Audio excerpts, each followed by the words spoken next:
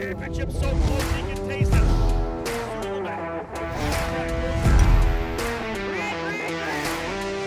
Oliver Askew has won the Freedom 100. Side by side. And your new champion, Christian Rasmussen.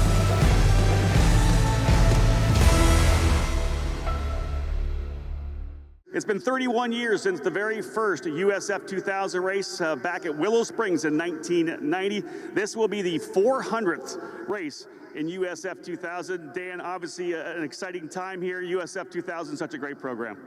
It is. This is the starting ground for people that want to become IndyCar drivers.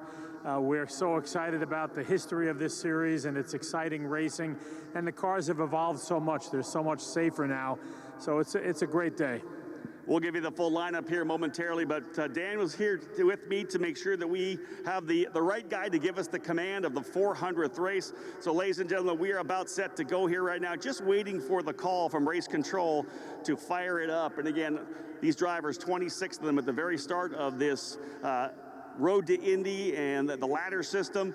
And again, our drivers all ready to fire up. The 26 of them getting ready to go. It'll be a great start with Yuvan Sundaram on the pole position, trying to finish off his races. 2 wins already for Yuvan Sundaram, and again, 26 drivers getting set to go. Just waiting for the call from race control to get things underway. Again, Yuvan Sundaram on the pole alongside Christian Brooks for Exclusive Autosport. And on row number 2, it'll be Josh Pearson and Spike Kohlbecker. Row 3, we'll have Josh Green alongside Kiko Porto. Row 4 will be Nolan Siegel and Thomas Naveau. Well, folks, we're ready to get things underway. The 400th ever USF 2000 event getting ready to go. We'll go to Dan Anderson with the command. Drivers, start your engines. And with that, engines firing. Round of applause as well. 400th race about set to go. Back to the booth. Thank you, Rob. Nice job, Dan Anderson, and thank you for all you do for this Road to Indy program. 400th start for the USF 2000 Series, the Cooper Tires USF 2000 Championship. Our third race of the weekend, and Yuvan Sundaram has been the driver to beat. He will bring the field down for this, the third race of the weekend. This is the first rung of this Road to Indy ladder.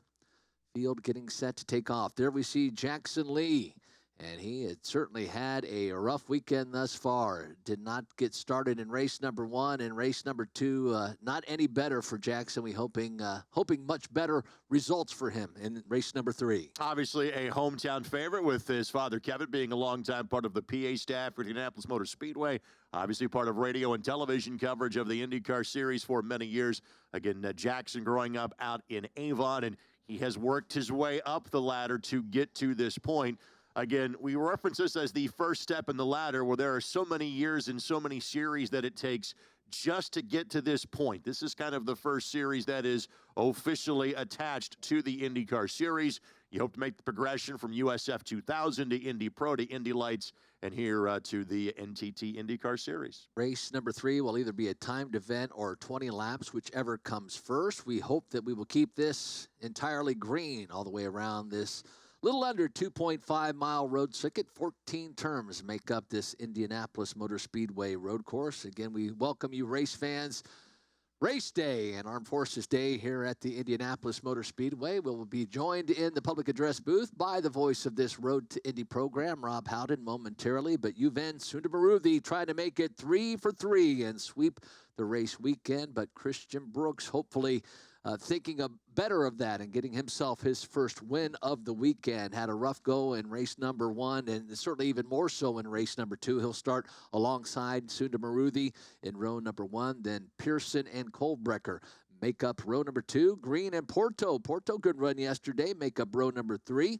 Siegel and Netview make up row number 4. Christie and Rowe make up row number 5. D'Orlando and Campbell in row number 6. Evans and Ron Garrido make up row number 7. Row number 8, Sykes and Frazier. Navarro and Myers make up row number 9. Row 10 is Jackson Lee and Stammer. And then Denmark Garg in row number 11. Row 12, Vaccaro and Vodanovich and Burke and Palmer rounding out the 26-car field. They will start in row number 13.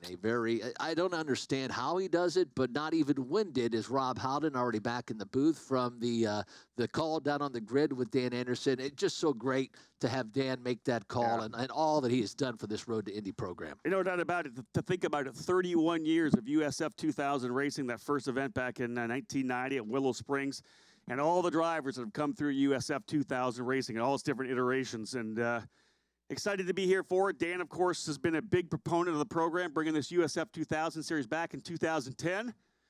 Go back to that first ever champion, Sage Karam.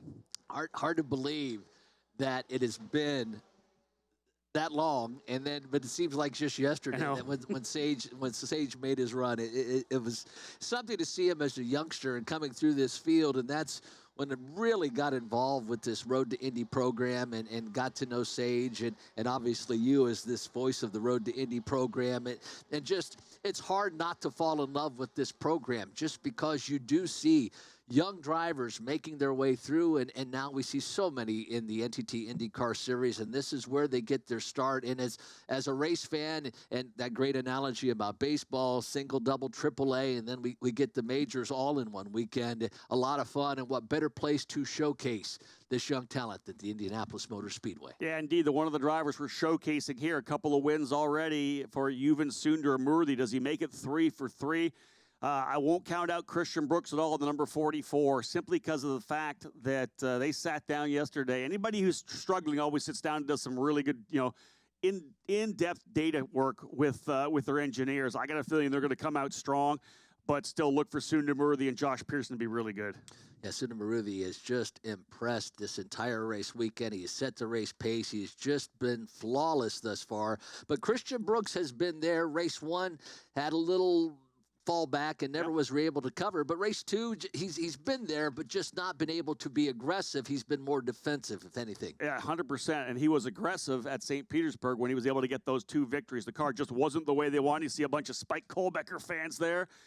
Spike's got a bunch of guys coming in here from St. Louis to be part of the program. Of course, that's the Ignite Autosport with Cape Motorsports team. Spike Kohlbecker, the young American, his debut season here in USF 2000. Going to start in that 4th position, top rookie. Next rookie in the order is Thomas Nevo in the number 2, starting 8th. Dylan Christie starting 9th, and Miles Rowe starting 10th. Pace car heads on in to pit lane. Put the field in the hands of the young American Sundaramurthy. Christian Brooks on the outside. Josh Pearson, Spike Kohlbecker, row 2. Josh Green, Kiko Porto, row 3.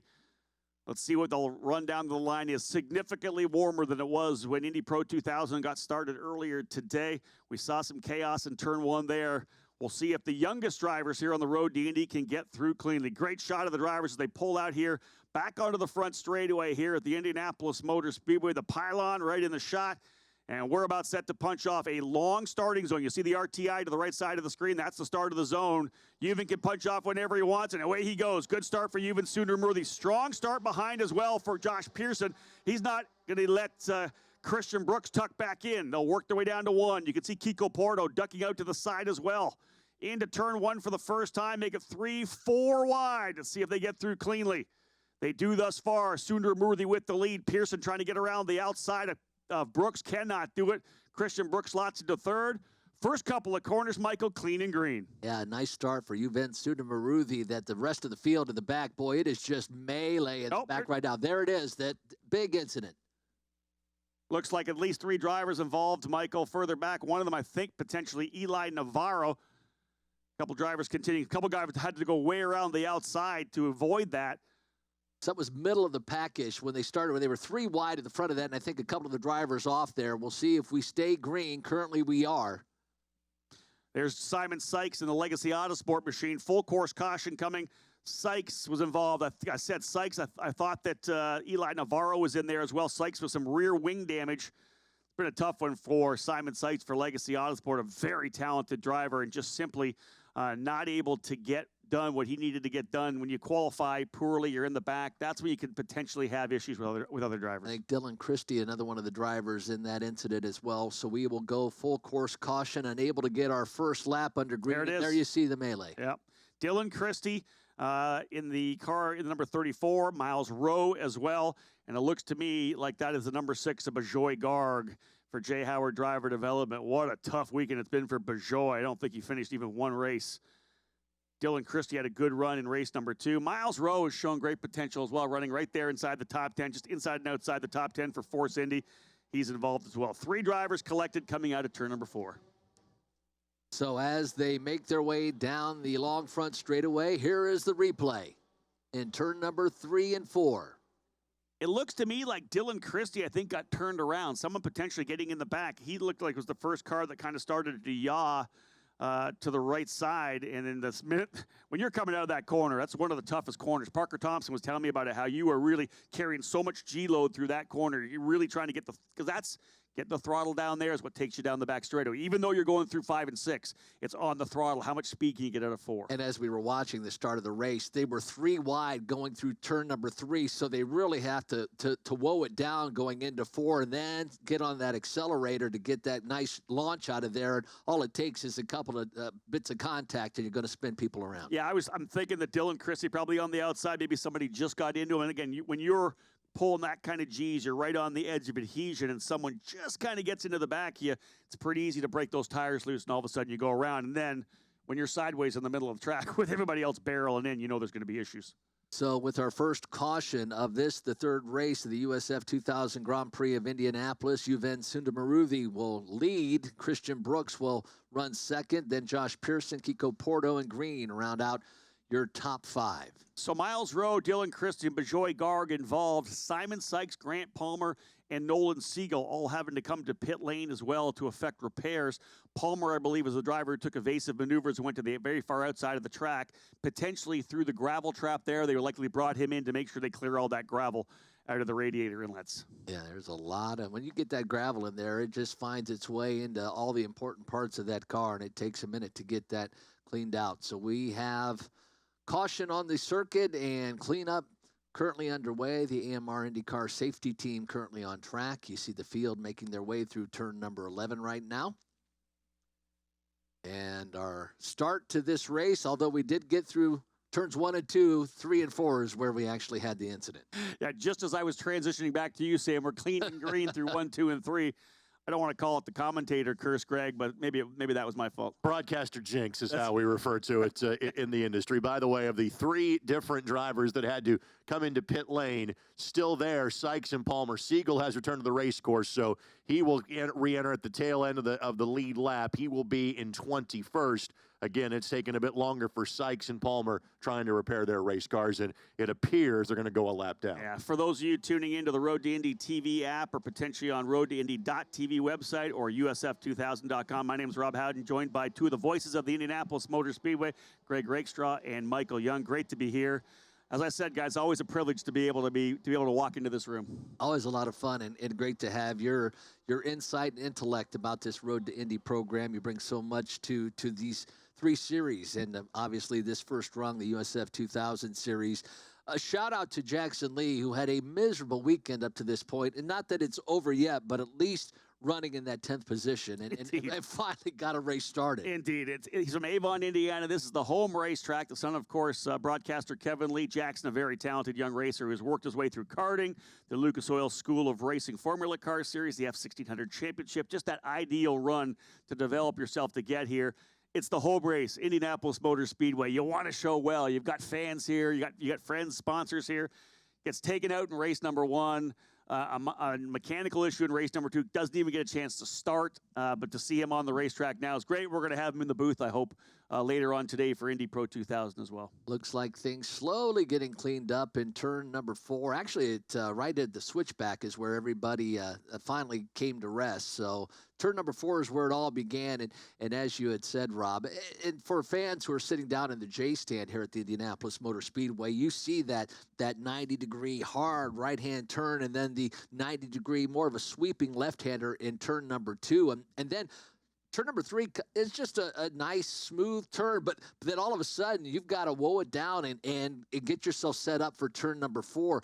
A slow turn, but that gives you all the momentum for that quick switchback of 5 and 6. That is the key for an opportunity to try to make a pass down Holman Boulevard into turn number 7. In that particular corner, like you said, you have to woe it up, and we're in pack racing. That's when somebody will just carry a little too much speed through. You saw we were able to see Simon Sykes come through with that rear wing damage. Obviously, someone getting into the back of him. Simon was able to get it wound up. Another driver not quite as quick onto the binders, jammed into the back of him. And Sykes still in pit lane. Palmer still in pit lane. So right now, 5 drivers well back. And I feel bad for Grant Palmer. Just had some issues in qualifying and was down low. And even trying to get faster laps in the races, just wasn't able to get any quicker. So starting in the back, he had 2 great races. Grant Palmer, probably the front-running mover coming up in both races. I think 10 or 11 spots in both races. So great job for that young pilot. But to see him out of the race here now is sad. Hopefully they'll get him back, that car back together so we can get some more laps in. So working this caution, 16 laps remaining, 10 laps into this race. Getting an update that Grant Palmer has bent suspension, so we likely will not see Palmer back on to the racetrack. Tough one for him. He'll press the reset button 2 weeks away.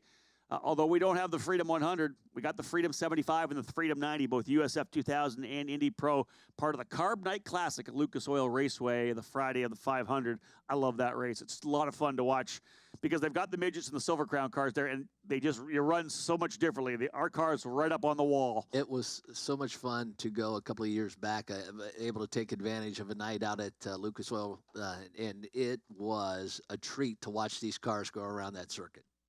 And the crazy thing is we run that high line, but if you want to be fast, you got to be able to run the bottom because there's inevitably going to be traffic, especially with 26 drivers in USF 2000, and you've got to be able to go to the low side to get by the traffic.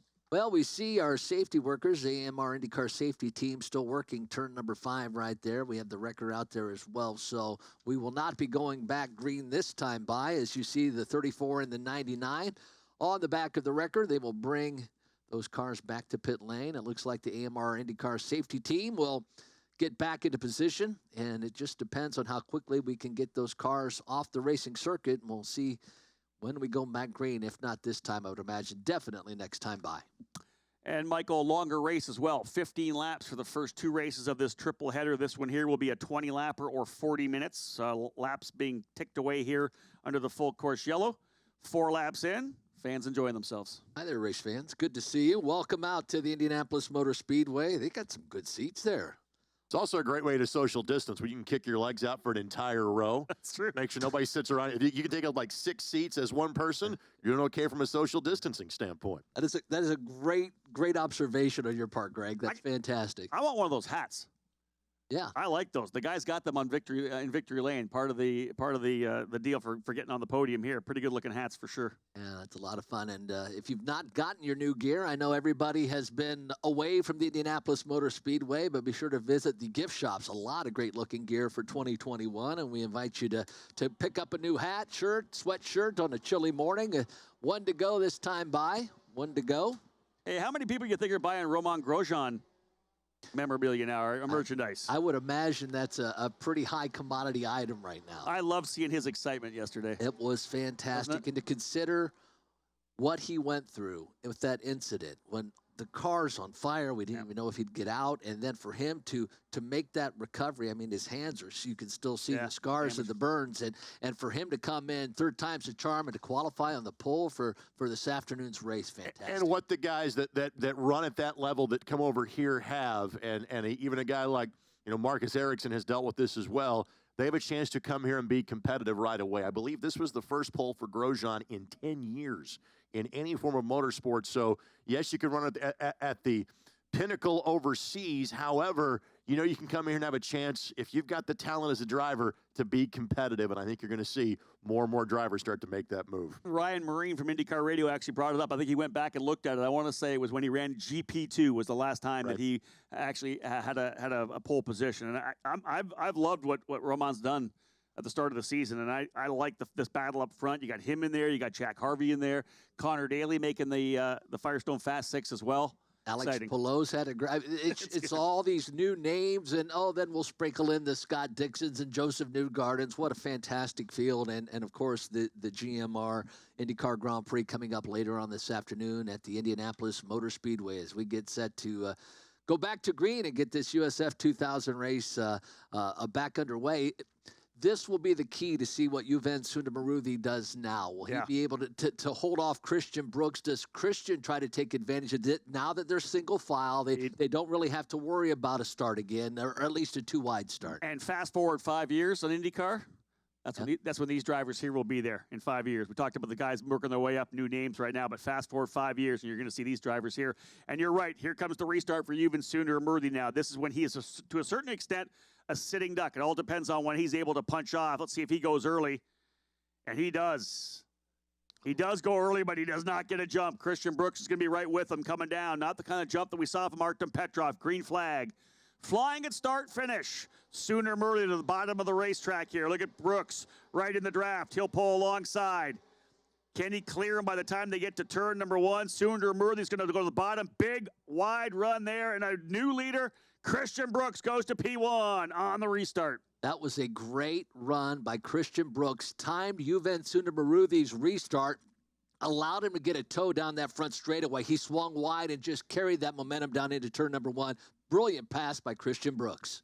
You wanted to see whether or not he was going to hold that start for a bit or punch off early, similar to what Artem Petrov did earlier today in Indy Pro 2000, just not as successfully. Artem was able to get that big jump and hold the spot, where now Sundamaruthi is getting challenged from behind as well. Kiko Porto, I think, in there to the fight. Porto going side by side with Sundamaruthi.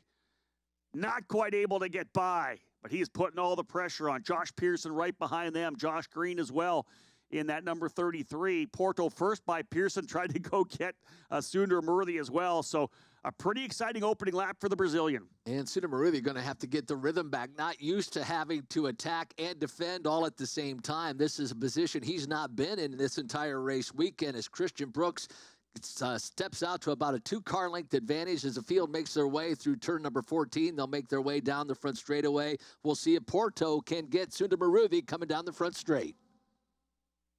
Lap number 7 in the books this time by as we continue to roll. 13 laps still to go, almost a full race distance. Little battle further back between Kent Vaccaro and I believe Trey Burke going side by side. Look at the action coming through turn number 1, Michael. A lot of deep moves to the bottom into turn 1. I think Porto may have got Sundamaruthi, although he would have the preferred line. He did. He got him in turn number 3. So move Kiko Porto around Juven Sundamaruthi. Drivers running 1-2. Actually, the drivers that were able to be victorious at the season finale last year at St. Petersburg, both Kiko Porto and Christian Brooks able to get their first wins of the season at the end of the campaign. And now they run 1-2 here at the Indianapolis Motor Speedway, right with them behind them as well, the 2 Pabst Racing drivers, Sundamaruthi and Pearson. But I'll tell you, just inside the top 10, a lot of side-by-side racing. Well, now Josh Pearson is going to try to pass Juven Sundamaruthi. So Sundamaruthi in a whole new world at winning the first 2 races of the weekend, and now Josh Pearson trying to take that final step of the podium early in this race.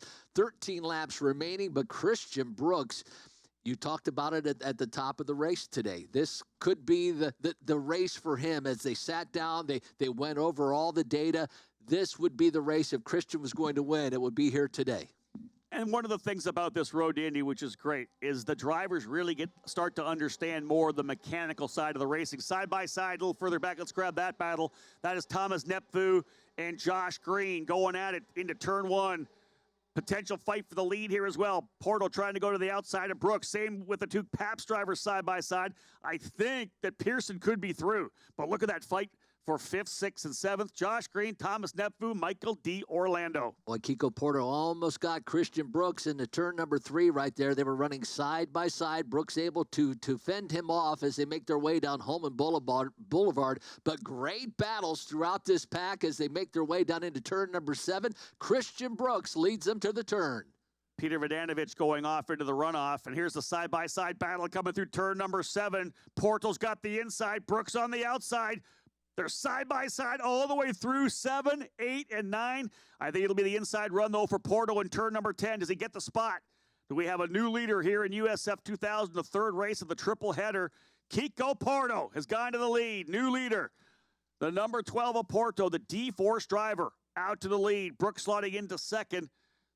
I think that might be Sundermurthy still in the third spot. Josh Pearson in fourth. Wow, great racing for Porto. It's hard to imagine them making that 2 wide through 3 turns, but now Juven Sundermurthy trying to retake that second position. He has a run coming down the front straight away on Christian Brooks. Not going to get it done with Brooks still in the draft, though, right behind Porto, who's going to go to the bottom of the track. Porto's got to hold that spot, made the move. Here goes Brooks around the outside. Sundermurthy trying to make it 3 wide to the bottom of the racetrack. Sundermurthy, almost contact with Christian Brooks. The one thing about turn 1, Greg, is the fact that when you get down there, it's so wide that it's so enticing to try to make that dive bomb move. Well, what that battle between Porto and Brooks has done, it has brought Pearson and Sundermurthy back to the pack. That was actually Pearson that had a run on the guys that were in spots 1 and 2. So Pearson worked his way around Ewan for the third spot, and because those 1-2 guys were side by side, it's brought 3 and 4 right back to him. Sundermurthy and Pearson battling each other now again through turn number 7. But I'll tell you this about Josh Pearson, second year in the series, just 15 years of age. Last year, Josh probably would have tried that move and made the mistake, and there would have been contact. This year, with that maturity, able to realize it wasn't going to get done, checked up and tucked back in behind Brooks. So the Pabst drivers are battling there for the 3rd and 4th positions, but Christian Brooks able to keep attacking on the leader, Kiko Porto. Some great battles throughout the field. We call those moves down into turn 1 illusions of grandeur. You think that you can make those passes, but Kiko now doing a great job as we get into a rhythm now as we have 10 laps to go this time by. Kiko Porto about a 5 car length advantage over Christian Brooks. Then it's the machine of Josh Pearson and Juven Sundermurthy D'Orlando round out our top 5. Prescott Campbell and Josh Green going at it as well for 7th position. I'll tell you, another amazing run forward here by Michael D'Orlando. When it's all said and done, he will have worked his way from outside the top 10, I believe, into the podium in one race, top 5, I think, yesterday. He is having another great run here for D'Orlando, back up into the top 5. Started in the 11th spot. This is strong recovery after a not-so-stellar qualifying effort. So the field working down Holman Boulevard. Our leader, Kiko Porto, Christian Brooks, at the start-finish line, about a half-second back. Looks like that's where it remains right now. Josh Pearson, then Juven Sundermurthy. But D'Orlando right there trying to take over that 4th position. You see that battle right there on the screen as they make their way through turn number 9. Porto about a half a second out. You can see stretching a little bit of a comfortable cushion here now. Now can run the full open racing line. Doesn't have to think about doing any defense like he did last time down the straightaway. Brooks trying to see if he can't get up on him again. Good job here for Josh Pearson, again, second year in the series, just 15 years of age out of Portland, Oregon, and having a strong run, leading the way for Pabst Racing. And that's that inter-team battle as well. Juven was able to get a couple of race wins. Josh is back there saying, hey, my turn to run up front. He's P3 right now, Sundermurthy in that 4 spot. Here comes D'Orlando and Thomas Nepveu, the Canadian out of Quebec, rookie driver, P6. Good run here now. And there's that battle down into turn number 1. It's Nepveu and D'Orlando as they nearly touch going into the turn. Actually, that's the 5. That's Kolbecker. Yeah, that's Kolbecker. Yep. Yeah, that's Kolbecker and Green for 8th position. Josh Green in the 33, Spike Kolbecker in the number 5. Eric Evans having a good run here as well for VRD. The best we've seen out of Eric Evans coming from the F4 program. Race winner there in the number 29 machine for Velocity Racing Development, single car effort for Dan Mitchell's operation. And Evans having a good run here in 10th. Here's your lead for Kiko Porto. There's the battle further back, though. Yeah, that's the Kolbecker, Green, and Evans battle right now. They have been battling like that for the last 3 laps or so. It looks like each other kind of holding one another up, and as they get runs on each other, they go 2-3 wide each time they go by. But for Kiko Porto now, that lead stretched out to about 8 car lengths as they make their way through the final portion of this 2.4-mile circuit, the Indianapolis Motor Speedway road course. Kiko Porto, Christian Brooks, Josh Pearson, Juven Sundermurthy, and Michael D'Orlando. D'Orlando still about a car length behind Juven Sundermurthy, but made a nice charge last time by. I think he's going to get that spot. D'Orlando has been so good, as I said, did not qualify well by running P5 right now in front of Nepveu. Then you've got the 11 of Prescott Campbell, the winner of the second race of the season at Barber Motorsports Park. Has not had the best of luck since then, currently running about 6th in the championship standings. Good scrap further back again. That's that Kolbecker, Green, and Evans battle. I love that fight for 8th, 9th, and 10th. Front three drivers, Michael, though, kind of stretching out a little bit, give themselves a bit of a gap. Well, Christian Brooks, as you had said, as Kiko Porto made that run to the lead, Christian kind of settling in right now. And as we're through 8 laps to go in this race, I think everybody trying to save as much of their Cooper tires as they can.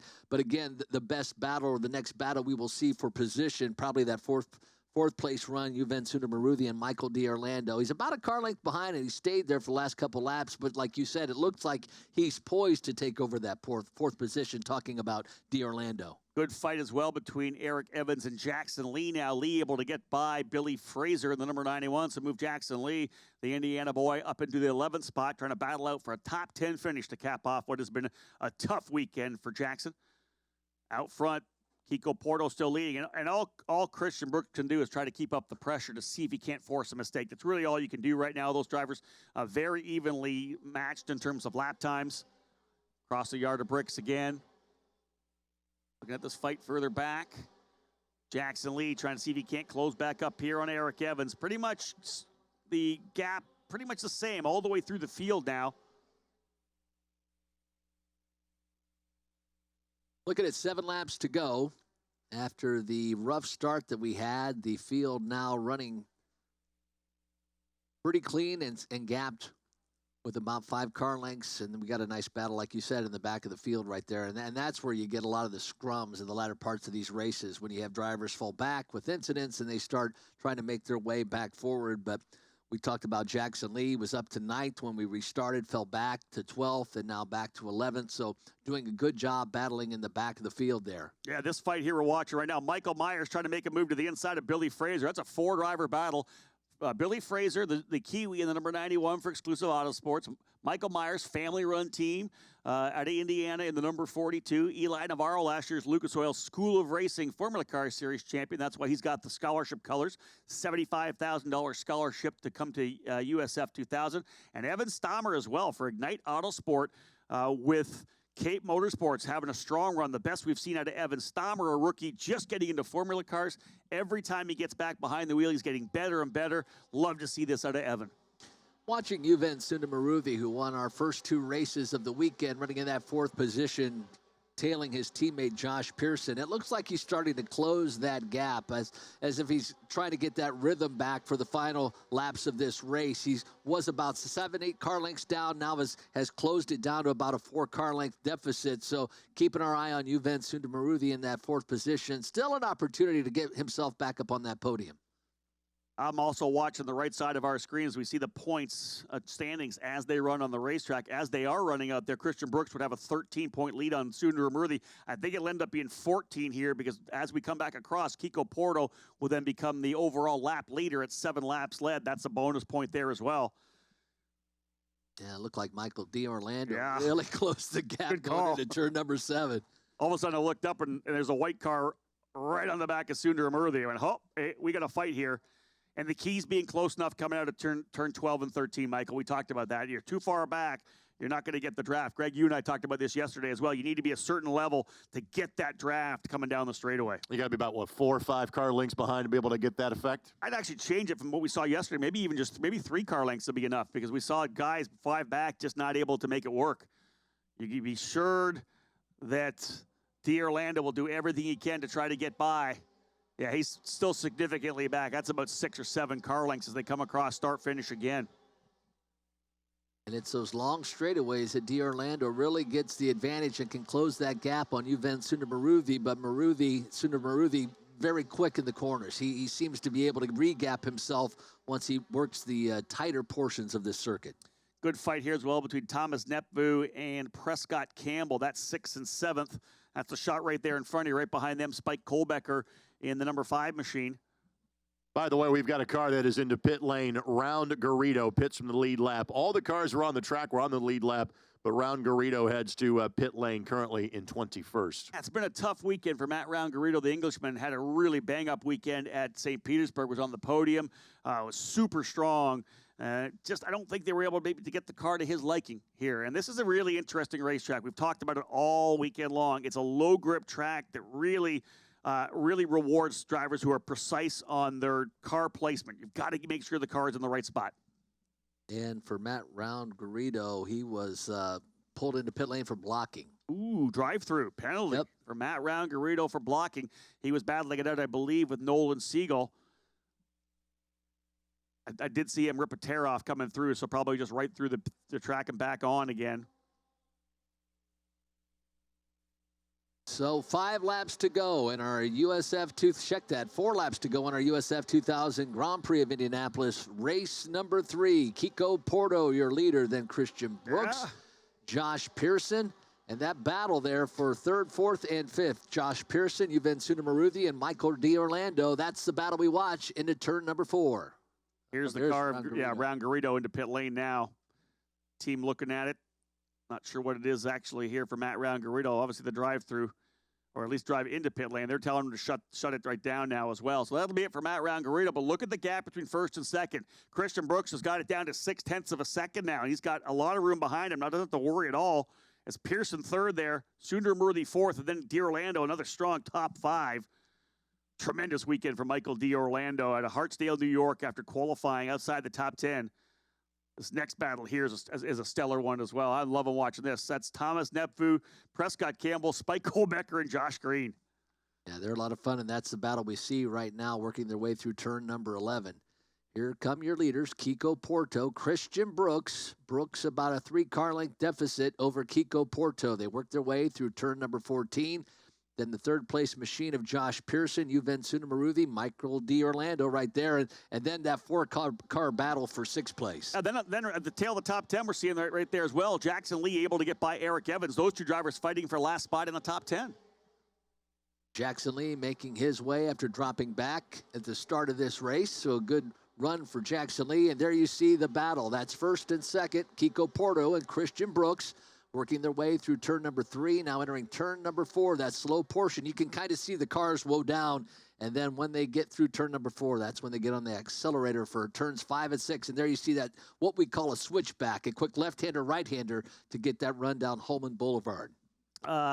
Brooks getting it down to 0.5 of a second, able to cut another 10th out. The closer you get, the more that draft's going to come into play. Could we have ourselves a battle for the race win here between Kiko Porto and Christian Brooks? Porto from Brazil, Brooks, the young American from Santa Clarita, California. Kiko's a tremendous driver, though, and knows how to lead races. Let's see if he's able to hold off Brooks here in the final couple of laps. It'll be 2 to go when they get back onto the front straightaway. Boy, it looks like Kohlbecker's trying to get around Campbell. There was a lot closer when they came out of turn number 7. I thought they were going to make Kohlbecker was going to be able to make a pass around Campbell, unable to do so. 2 laps to go this time by for Kiko Porto. He has a 0.5 second advantage over Christian Brooks. Christian trying to cut into that deficit to field down the front straightaway. Here's your leaders coming across the yard of bricks. There's the gap across the line, now down to just 0.48, another 0.1 of a second. And Brooks deep on the brakes into turn number 1. Wants to get through there, roll as much corner speed as he can, because if he can get that run down to Holman Boulevard, get it down to 0.2 of a second, there's an opportunity in turn 1 on the final circuit. Christian Brooks in the red and white exclusive Autosport machine, closing up on the trademark blue and white of D-Force Racing. Kiko Porto still leading here. White flag to fly next time by. Saw Kiko Porto braking, and then Brooks went in deeper. You saw that gap really close. This Brooks took the car in a little bit later than Kiko Porto, but Porto able to get through the front portion of this circuit. Now a battle for that 3rd position. Juventude Maruthi trying to get himself back on the podium and get around his teammate Josh Pearson. Again, we'll see how things set up here coming through turns 10, 11, and 12. This will be the final lap as they come back around, and will Kiko Porto have enough of a gap to be able to hold off Christian Brooks? It was about 0.8 of a second a few laps ago, down to 0.6 to 0.5, now just 0.4 of a second. Brooks trying to see if he can't challenge here in the final circuit. P2 would be good. He'll leave here with the point lead, but he wants that race win. Porto's not going to give it up easily, though, Michael. White flag out this time by Kiko Porto, your leader, Christian Brooks. But the battle is on for 3rd. Juventude Maruthi looking good around his teammate, Josh Pearson. He'll look to the outside. Sundermurthy going to the outside, trying to get those points he needs. Pearson going to go deep on the brakes as well. Side by side, little lockup. They're still side by side through turn number 2, over to 3. Book it. He's through. Sundermurthy into P3. 3, big for the points. And Josh Pearson not done yet, trying to battle his way back onto the podium. His teammate from Pabst Racing getting around him, but now Josh Pearson on the charge down Holman Boulevard. We see Juven Sundermaruvi running in that third position. There are your leaders. Kiko Porto and Christian Brooks, that battle in third. Now 3 wide, battle for third, all the way down into 7. Michael D'Orlando trying to clean up the mess and over-under there. Still the battle for third spot between Pearson and Sundermaruvi. Kiko Porto looking good, able to defend from Brooks coming out at turn number 7. And Brooks is closer than he has been all race long. Look at this fight here. D'Orlando's going to go to the inside. He's going to get at least one of the cars, maybe 2. Michael D'Orlando trying to get onto the podium from P5 of the final circuit. What a drive as the two teammates battle. Michael D'Orlando trying to take advantage of the situation. Here they come from the final time out of turn 14. Kiko Porto, Christian Brooks, the battle for third, and he has it, Michael D'Orlando as well. Here's your leader and winner. Another new winner, Kiko Porto from D-Force Racing will take the victory. The Brazilian going under the double checker flags from Aaron Likens. D-Force winning here in the third event of the Cooper Tires USF 2000 Championship. Christian Brooks coming home in second to give himself the point lead. Michael D'Orlando on the last lap was able to pass both Josh Pearson and Sundermaruvi. Got to the inside of one coming out of turn number 10 to turn 11. Got the other driver coming side by side through turn 12 and 13. What a drive for Michael D'Orlando, but you got to give it up to Kiko Porto. That win, very impressive. Christian Brooks, though, pushed him all the way to the checkered flag. Yeah, Christian did a great job. Kiko Porto with the win, and congratulations to Kiko. But the great pass on track was when Sundermaruvi Pearson battled down into one, and Michael D'Orlando sat back, watched the two battle, and once they got through turns 5 and 6, he made that charge. He went 3 wide down into turn number 7, was able to take that third position, getting both teammates from Pabst Racing. Yeah, good to see David Martinez, his partner and I believe brother, I think he's brother-in-law, Ernesto. Might actually be, I think it's his uncle, but he's actually younger. It's an interesting setup. That's the D and the E in D-Force Racing. David Martinez, of course, a former Champ Car driver. Tremendous team here based out of Texas, and good to see them grab the victory. You can see the smiles there from D-Force Racing. Kiko Porto will be over the moon for sure. An amazing run for him. 4/10 clear of Christian Brooks. Let's have a look at the lineup, the final results. Porto with the victory. Brooks second. Michael D'Orlando, what a stunning final lap to move himself up into 5th in points, too. Big for D'Orlando to go to P5 in the points. 3 really good races after not a great qualifying. Josh Pearson ends up in the 4th spot. Juven Sundermaruvi falling down to 5th. That gives Christian Brooks a 14-point lead, leaving Indianapolis. Thomas Nepfu, his best run of the season as well, in the 6th position. 7th, Prescott Campbell. 8th, Spike Kohlbecker. 9th, Josh Green. And Jackson Lee rounding out the top 10. Winning out in that battle over Eric Evans. Well, that's a good run for Jackson after having that incident in race number 1, not starting race number 2, to be able to come home in the top 10, falling back and able to re-get himself into the top 10. A good run for Jackson, but congratulations going out to Kiko Porto. And there he is, race fans, getting out of that D-Force Racing machine. What a great drive for Kiko this morning. Winning at the Indianapolis Motor Speedway. Nothing as sweet. That would never get old. It would not. Never at all. So fantastic run. And there's Christian Brooks coming over to congratulate him. Look at the difference in height. You wonder how Michael D'Orlando can shoehorn himself into one of these cars, but he does, and does a tremendous job of it. So Kiko Porto winning over a couple of strong American drivers, Christian Brooks and Michael D'Orlando, but he will be a happy camper getting that first win of the 2021 season. That will be a heck of a victory podium celebration. Michael D'Orlando, Christian Brooks, Kiko Porto, your winner in the USF 2000 Grand Prix of Indianapolis, race number 3. Our thanks to Rob Howden, the voice of this Road to Indy program. What great action. And we're not even halfway done with the day yet, Greg Rakestraw. No, we're just getting started. Again, the next cars that you will see on track will be those of the NTT IndyCar Series. That is slated for a little less than 30 minutes from now. They will have their open test, so to speak, kind of their warm-up session before they go racing at 2:45. They'll be on track for 30 minutes. We'll have another Indy Pro 2000 race. This is the last you see of these USF 2000 drivers. And before we get too far down the road as to what to expect later today, let's talk to our race winner as Kiko Porto is standing by with Georgia Henneberry. Kiko Porter taking the win today in the USF 2000 Series. Kiko, 3 wide for the lead at some points. Where do you find that line between aggressive driving and letting off? Honestly, I don't know. On the start, I got some heat on the back, but the car feels fine. My cars feel perfect. I want to say thank you for all the team, for all the work. And then I put a really good pace. Very, very difficult to fight with Christian, a really good driver. But I only want to say thank you for my sponsor, Banco da Coval. Thank you, the D-Force Racing, for all hard work.